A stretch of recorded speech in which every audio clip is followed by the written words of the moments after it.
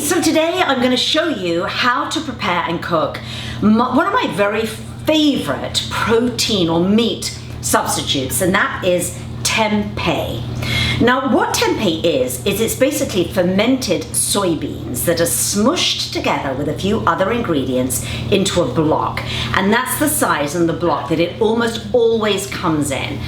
And it comes in grain, or sometimes it'll have added grains, or it'll have added veggies or whatever. Doesn't really matter, you just pick the one to your taste preference. This is how I like to prepare my tempeh, especially if I'm cooking a tempeh steak.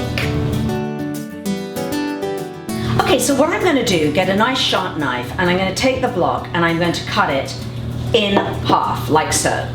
The next thing I'm going to do is, obviously, very carefully, I'm going to slice through that half, like so, so that I get two slabs. And this is a perfect size steak for me. And let's just do the other one here, like so. Okay, perfect. So that is enough to feed two people, because we'll have two tempeh steaks each. Now the next thing that I always do is marinate. You have to marinate your tempeh, and it soaks up flavor really beautifully. So you can do any kind of marinade that you like, using, lime or lemon or cayenne if you want it spicy, but it's a very basic marinade. So what I have here is I have a salt. I like Herbamere salt because it's got a lot of different herbs in it as well. I have garlic powder. Smoked paprika gives it a little bit of depth of flavor and a nice kick. I have an oil. I'm using organic expeller pressed sunflower oil. I have tamari, which imparts a little more saltiness and a really nice flavor. And then you can season it with salt and pepper if you wish. So I just put that in a flat bowl, like so, and give it a good whisk up.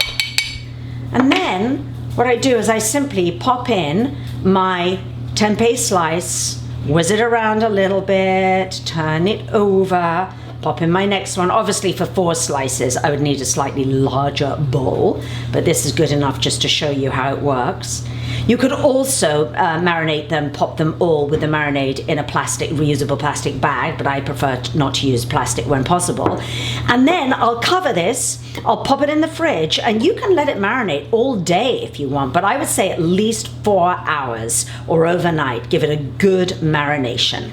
Okay, so cooking in cast iron, frying it, I've literally just coated the pan with a tiny bit, like literally a smidge of oil, because I'm not sure how well seasoned this particular pan is. And also don't forget you've got the oil from the marinade, and then in it goes. Got a beautiful sizzle, as you would with a piece of meat, my friends. Pop the other one in there. Okay, so while this guy is finishing cooking, just some searing tips told to me by the wonderful Catherine, who happens to be an amazing cook. And that is that your cast iron pan needs to be well seasoned if you're cooking in cast iron. And don't be tempted, which I often am, to flip it before it's ready. Catherine's taught me to be confident. Leave it until it really easily moves in the pan, because then you won't rip the lovely brown crust off it. So that's the main thing. And the last tip she gave me is wait for the sizzle to end. She was like, yeah, it's stopping sizzling, it's ready to flip. So use those tips because they really, really work.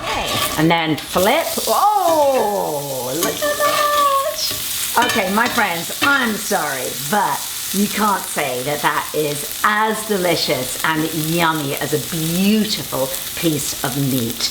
And it is clean, plant-powered protein. And then you just get to add your favorite sauce or dip and surround it by yummy green veggies, and you have a delicious dinner. Hi, thank you for watching this video. If you liked it, there are hundreds more. And please also visit my blog at sophieuliano.com for detailed reviews, recipes, DIYs, and more.